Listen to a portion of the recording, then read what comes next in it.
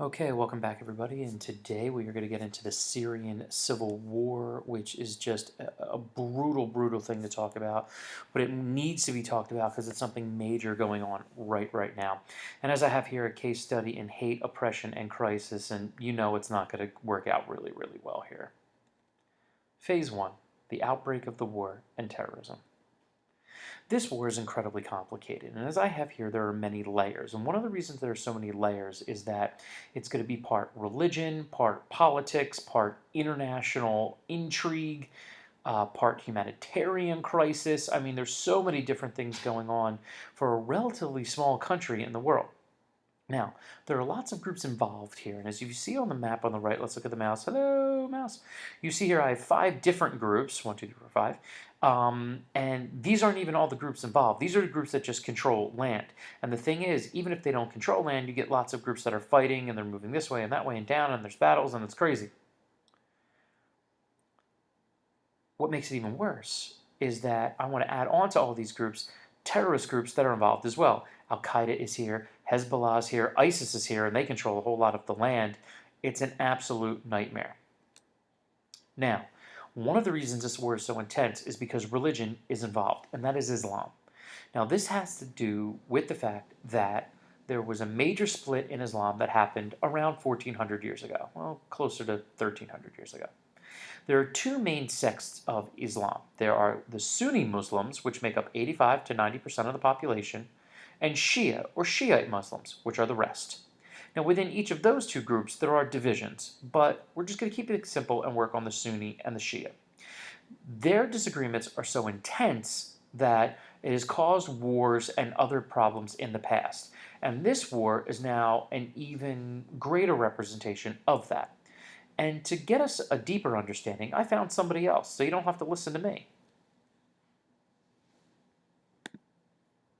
The terms Sunnis and Shiites get thrown around a lot when discussing Middle Eastern conflicts. Sometimes it's useful, but most of the time it feels like it's just shorthand for these people hate each other.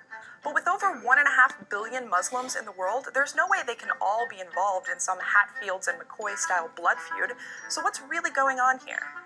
Well, first of all, not all Sunnis and Shiites are at war with each other. There are tons of places where they coexist peacefully, like the United Arab Emirates, or Dearborn, Michigan, for example. It's also worth noting that their religions aren't diametrically opposed. In fact, the Sunni-Shiite conflict isn't even really about religion, it's about power. Originally, Muslims were all one group, unified under the Prophet Muhammad. Then, in the year 632, Muhammad died, and Muslims split off into 2 separate groups. The Sunnis wanted Muhammad's successor to be chosen by his community of followers, while the Shiites wanted the leadership to stay within the Prophet's family. The Sunnis were in the majority, so they chose their new leader to be the Caliph, which is basically the head of state. The Shiites did not recognize this new leader, and instead, they chose Muhammad's son-in-law, Ali, as their new imam, which also basically means head of state. That was the main source of divide, and from there, things really only got worse. Early on, most of the Shiite imams met violent ends at the hands of the stronger Sunni caliphs, including Imam Ali's son, Hussein, whose beheading is still considered a major holiday for Shiite Muslims. Today, there are numerous Sunni and Shiite militant groups, terrorist organizations, and oppressive governments. Being Sunni or Shiite doesn't necessarily make you a member or even a supporter of those groups, but they're still divided up that way. In fact, every nation with Sunni-Shiite conflicts has large militant groups on both sides, and they all have a history of oppressing one another depending on who's currently in power. Iraq, for example, was run by an oppressive Shiite regime before Saddam, then an oppressive Sunni regime under Saddam, followed by an oppressive Shiite regime once again after Saddam left power. Now the oppressive Sunni militant group ISIS is threatening to take over huge parts of the country. So you can see that the Sunni-Shiite conflicts are more about power, politics, and retribution than actual religion. And truthfully, the words Sunni and Shiite aren't even the best words to use when discussing Sunni-Shiite conflicts. They are way too general. If you're talking about militant jihadists or terrorist networks, but what you really mean is ISIS or Al-Qaeda, just say ISIS or Al-Qaeda. Otherwise, you're including billions of people who aren't even involved and most likely don't share the beliefs of those fringe organizations. If you'd like to learn more interesting information about...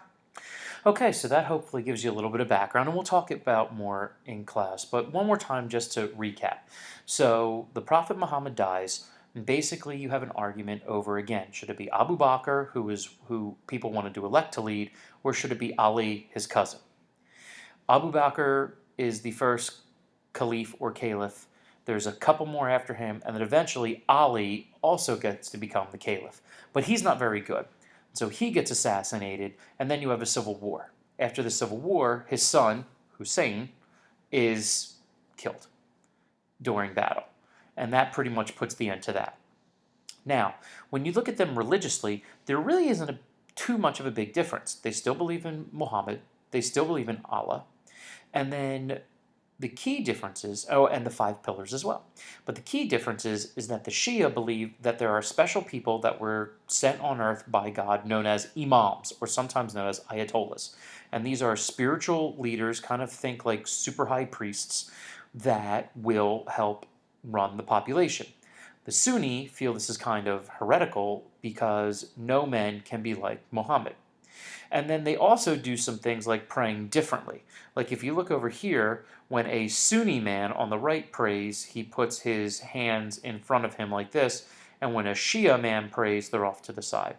But inherently, you take out the Ayatollahs and the praying, there's not a lot different between them, but who they feel should have been and should be in power. Now, let's get back to Syria. So the problem in Syria starts when a man by the name of Hafez al-Assad comes to power in the 1970s after the French are pushed out. He is an Alawite who is also a Syrian Shia Muslim. Now, the Sunnis in the nation immediately become oppressed, and he puts them in jail and doesn't give them many rights. Later, in the 1970s, particularly in 1976, he being Hafez al-Assad, intervenes in the Lebanese Civil War.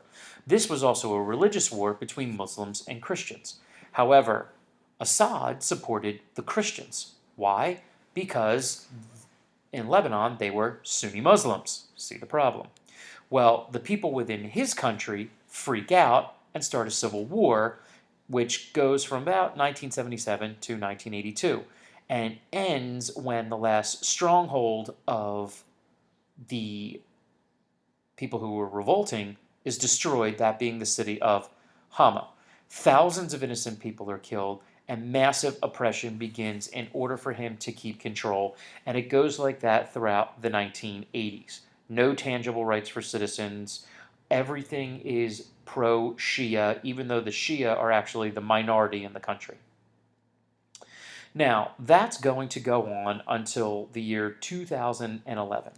Now, in the 1990s, Hafez al-Assad will die, and his son, Bashar al-Assad, will take power. Now, in 2011, something remarkable happens. It's called the Arab Spring. We're going to talk about this separately, but basically what happens in the Arab Spring is you get massive revolts against oppression within the Arab world. There were successful revolts in Tunisia and Egypt, and so what ends up happening is that you get peaceful protests in Syria. Now, the most notable was the protest in Dira, in which hundreds of protesters show up, but Bashar al-Assad sends in the army to break it up, and they kill 4 people. Now, it just starts with 4, but understand it's going to get more intense from there. It's at that point that nationwide protest starts. And on the right is a brief clip of actually news coverage of that area after the first protest. This Friday in Daraa, protesters are on the streets, but security forces are nowhere to be seen. The government had pulled them out, and tension in town seems to have been significantly reduced. The protest comes one day after President Assad met with a delegation from Daraa.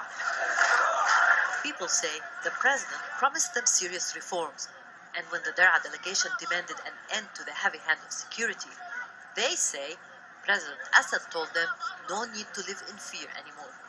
So they take the streets again. It's a right, they tell us, and they will keep at it till their demands are met. And they believe President Assad accepts that. The slogans vary from desperate calls for freedom and dignity to calls for a regime change.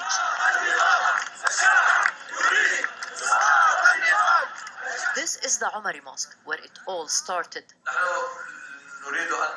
The Imam of the mosque was amongst those who met with the president.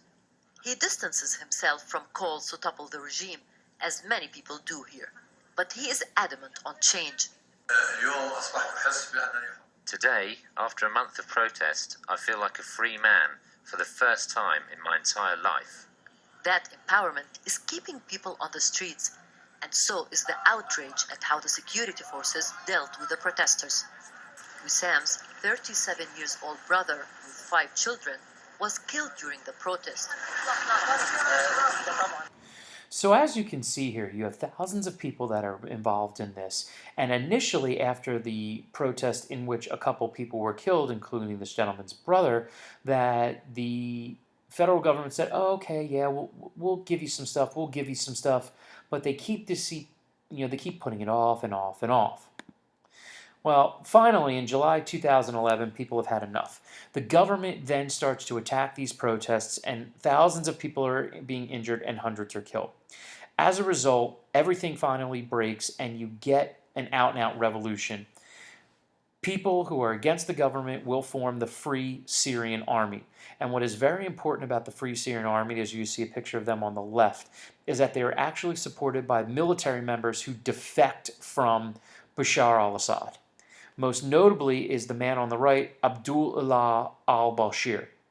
This man is crucial because he was a brigadier general and one of the highest ranking military members in the Syrian army. So he leaves to help lead the revolt again of the Free Syrian Army. So we got a lot of players that are come involved here. So at this point, we are now at a civil war. It starts with peaceful protest. The government starts killing all these people. Renegade army is formed, and now you have your traditional civil war at this point.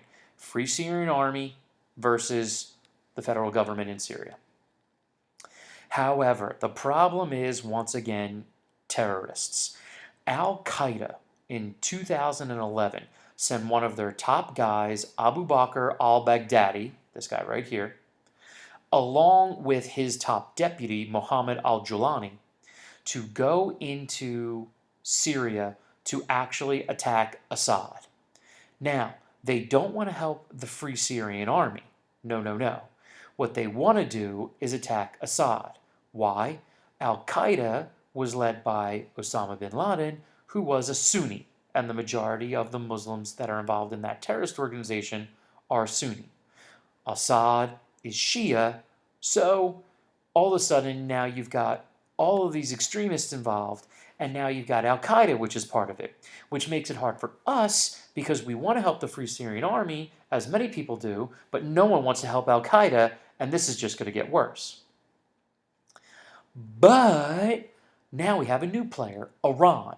Now, Iran isn't necessarily going to be giving support outwardly just yet, although don't worry, it's going to come. So what they do is they get a Shia terrorist group, because the Iranians are also Shia, called Hezbollah. And you know Hezbollah is bad when right here, when their flag is a guy holding a fully automatic weapon. Not good. Okay, so then you have another terrorist group involved that wants to help for Assad, and they're going to attack Hezbollah, the Free Syrian Army, and Al-Qaeda. Al-Qaeda is going to attack Hezbollah and Assad. Assad is attacking everybody, and it's a complete nightmare. And again, as I said, it makes it hard for the rest of us who want to help the Syrians, because you don't want to inadvertently give aid to terrorist groups that also happen to hate all of you. So let's recap. The Assad family sets up a brutal dictatorship in Syria. Check. 2011, the revolt begins. It starts at being peaceful, but they kill a lot of people, being the Syrian government, so the Free Syrian Army is set up. However, Al-Qaeda, because they are Sunni and Assad is Shiite, sends in people to start a group to attack Assad, but then Iran, who is also a Shiite, gets Hezbollah, the other terrorist group, to go in and help Assad. You may be confused, but I will clear these things up. But suffice to say, this is crazy, and it's only going to get worse. All right, make sure you have your comments and questions, and we'll talk more tomorrow.